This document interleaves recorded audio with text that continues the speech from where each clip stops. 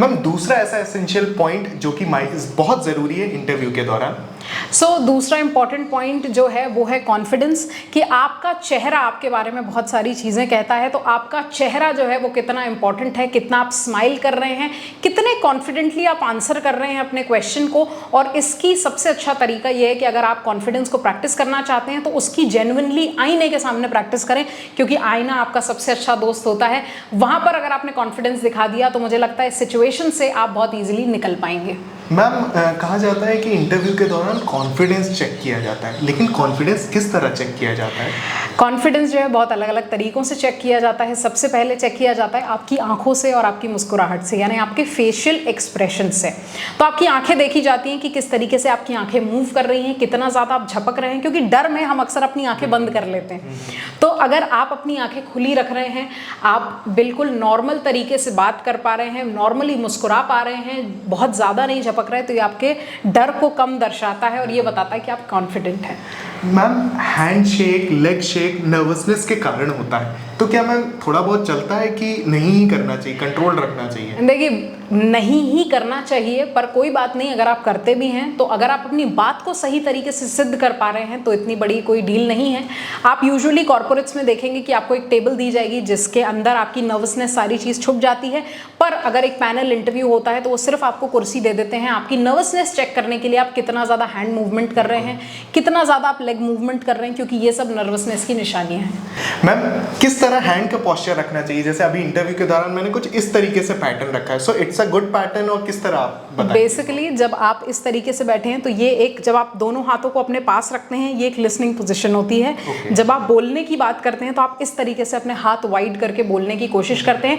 जितना ज़्यादा आप अपने पाम्स को दिखाते हैं, इसका मतलब ये है कि आप उतना ज़्यादा जो है आप भरोसा करवा सकते हैं सामने वाले पे। आपने कई बार नेताओं को देखा होगा तो वो इस तरीके से बात करते हैं, तो ये भरोसे की निशानी है।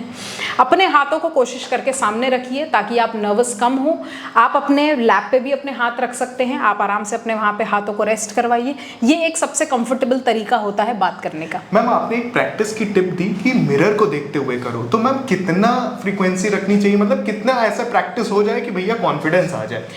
जितना ज़्यादा से ज़्यादा आप इसको कर सकें उतना ज़्यादा मैं इसको अप्रिशिएट करती हूँ। दूसरा एक तरीका ये है कि जितने, जैसे हम सीरीज़ देखते हैं, हम सीरीज़ में देखते हैं कि एक बंदा है जो बड़ा ही कॉन्फिडेंट है। आपने शाहरुख खान को देखा है अपनी एंट्री करते हुए?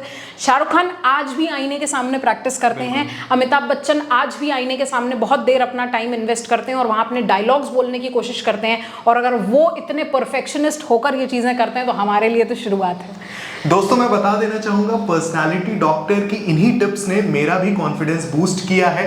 पहले पॉडकास्ट में मैं भी थोड़ा, मेरे हैंडशेक हो जाते थे, मैं भी थोड़ा सा घबराता था, फंबलिंग हो जाती थी, लेकिन दोस्तों पर्सनालिटी डॉक्टर की इन्हीं बेहतरीन टिप्स के कारण मेरी फ्लुएंसी आप देख ही सकते हैं। मैम आगे बढ़ते हैं। मेरा प्रश्न है कि इंटरव्यू में कितने प्रकार के इंटरव्यूज़ होते हैं? तो इंटरव्यूज़ बहुत सारे तरह के होते हैं। तो सबसे पहले जो इंटरव्यूज़ होते हैं वो पैनल वाले होते हैं, पैनल इंटरव्यूज़ होते हैं। दूसरे टेलीफोनिक इंटरव्यूज़ होते हैं, ऑनलाइन इंटरव्यूज़ होते हैं। तो ऑनलाइन और टेलीफोनिक इंटरव्यूज़ का दौर अभी से आया है। पहले लोग पैनल इंटरव्यूज़ में या single one on one interviews में ज़्यादा विश्वास रखते थे। तो अब का जो दौर है, सबसे पहले वो आपको टेलीफोन पर इन्फॉर्म करते हैं कि आपका इंटरव्यू है, तो यहाँ पर सबसे पहला टेस्ट होता है आपका। दूसरा टेस्ट जो होता है वो एक ऑनलाइन यानी जूम मीटिंग के थ्रू या स्काइप के थ्रू ये होता है।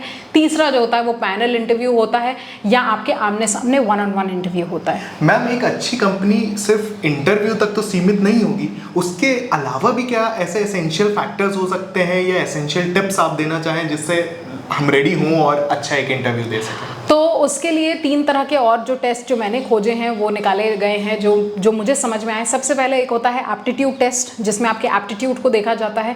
दूसरा होता है पर्सनालिटी टेस्ट। पर्सनालिटी टेस्ट आपका एटीट्यूड ये भी बताता है कि आप कितने पॉजिटिव और कितने नेगेटिव हैं। तीसरा मैं कहूँगी एक स्किल टेस्ट होता है, जिसमें आपकी स्किल्स या टेक्निकल स्किल्स, जिस भी तरह की स्किल्स उस पर्टिकुलर जॉब के लिए रिक्वायर्ड हैं, उनको किया जाता है। बिल्कुल मैम जॉब स्विच का भी एक कल्चर होता है, तो मैम आप प्लीज़ बताएं कि कब स्विच करना उचित रहता है, और अगर हमने स्विच किया भी है तो क्या फैक्टर्स महत्वपूर्ण हैं उसमें?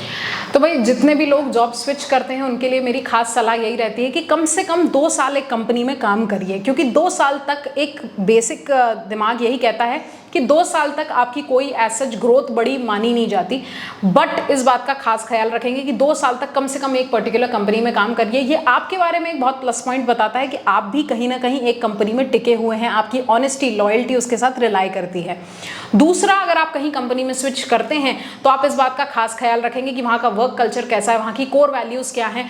ऑब्वियसली सैलरी तो एक इंपॉर्टेंट पॉइंट है ही, बट वहाँ की कोर वैल्यूज़ क्या हैं, कैसे कॉम्पिटिटर्स हैं, क्या क्या जॉब नीश है, क्या वो आपके रिक्वायरमेंट की है या नहीं है, इस बात का खास ख्याल रखेंगे।